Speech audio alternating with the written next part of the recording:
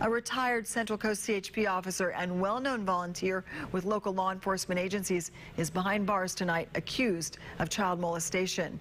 News Channel 3's Keith Carls is live with the latest on the case against Tony Durham. Keith? Well, Tracy, Tony Durham made his first appearance in Lompoc court this afternoon, but did not enter a plea to the charges against him.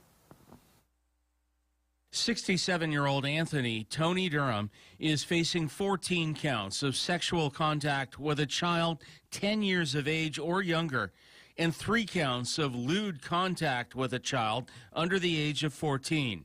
The Santa Barbara County District Attorney's Office says the charges allegedly involve at least 2 child victims in this case. I think everybody was caught off guard by what the allegations were. Lompoc Police Sergeant Kevin Martin says Lompoc Police were alerted to the possibility of criminal behavior involving Tony Durham, who was a well-known volunteer with the department, as well as with the Santa Barbara County Sheriff's Department. Once we were made aware of the allegations, detectives were immediately called in. They responded. They interviewed Mr. Durham, and based on that interview, they made the determination to place him under arrest. Martin says Tony Durham passed mandatory background checks that allowed him to serve as a police department volunteer.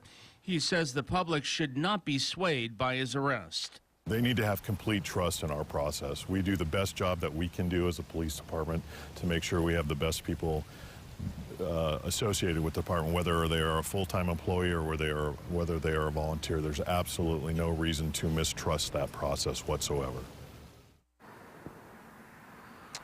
Now, Tony Durham saw his bail increase to $1 million this afternoon. He remains in Santa Barbara County Jail custody.